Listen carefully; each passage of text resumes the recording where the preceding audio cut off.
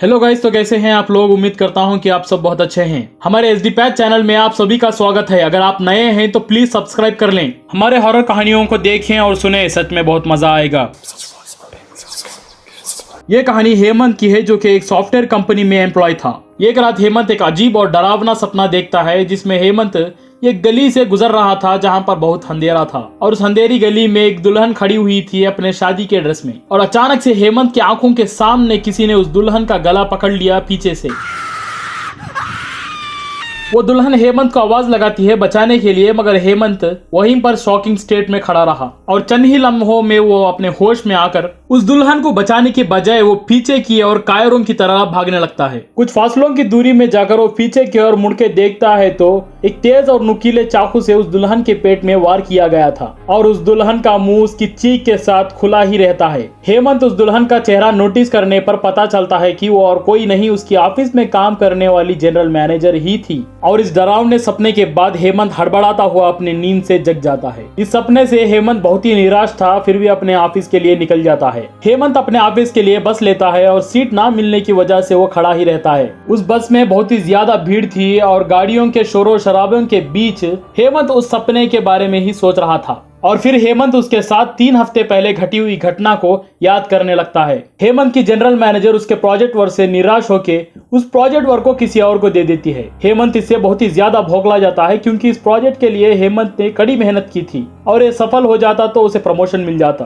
खैर, इन सारी बातों से हेमंत अपने ऑफिस से निराश होकर अपने घर के लिए निकल जाता है। रास्ते में हेमंत देखता है कि किसी लड़की को 4 या 5 गुंडों ने एक अंधेरी गली में घेर रखा था। जब वो करीब जाता है तो देखता है कि वो लड़की हेमंत की जनरल मैनेजर ही थी। उन गुंडों में से एक हेमंत की ओर चाकू दिखाते हुए कहता है कि ओए हीरो, निकल यहाँ से। और वो जनरल मैनेजर अपने आंखों में उम्मीद लेते हुए हेमंत को बुलाती है, हेमंत बचाओ मुझे प्लीज। मगर हेमंत वहां से चुपचाप चले जाता है।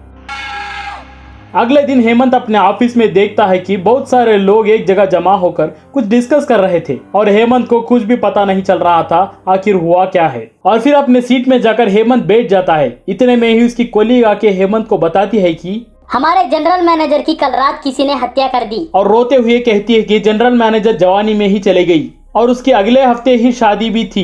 और इतना कहकर वहां से वो चली जाती है। हेमंत उस रात हुए हादसे के बारे में किसी को कुछ भी नहीं बताता और खामोशी के साथ अपनी सीट में बैठा रहता है, और उसका काम करने का मन नहीं हो रहा था और वो जल्दी ही अपने घर वापस चले जाता है। उस घटना को घटे कई हफ्ते हो चुके थे और हेमंत उस हादसे के बारे में सोचते सोचते कब उसकी आंख लग जाती है पता ही नहीं चलता। और फिर वही जनरल मैनेजर दुल्हन के ड्रेस में हेमंत के सपने में आती है और कहती है कि क्यों तुमने मेरी मदद नहीं की, क्यों मुझे अकेला छोड़ के चले गए। क्यों?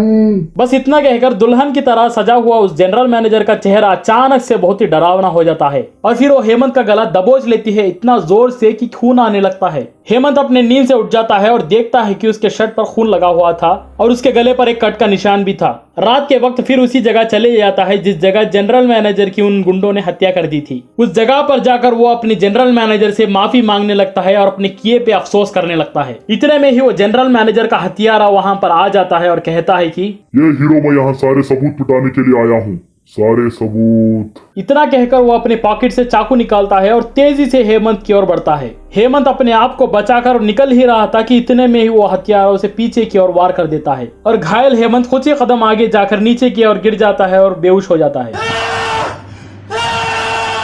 फिर हेमंत की आंख हॉस्पिटल में खुलती है और डॉक्टर आके हेमंत को कहता है कि तुम बहुत लकी हो लड़के, उस गली से गुजर रहे मार्शल आर्ट स्टूडेंट्स ने तुम्हें बचा लिया और उस अपराधी को पीट कर पुलिस के हवाले कर दिया। इतना कहकर डॉक्टर वहां से चले जाता है। उस किलर को जनरल मैनेजर की हत्या की सजा भी सुना दी जाती है और हेमंत उस हॉस्पिटल के बेड पर लेटकर अपने किए पर रोने लगता है। इसी तरह की कहानियां जानने के लिए हमारे चैनल को सब्सक्राइब करें, लाइक और कमेंट करना ना भूलें। मैं आपसे मिलूंगा अगली कहानी में, तब तक अपना ख्याल रखें। Thank you very much.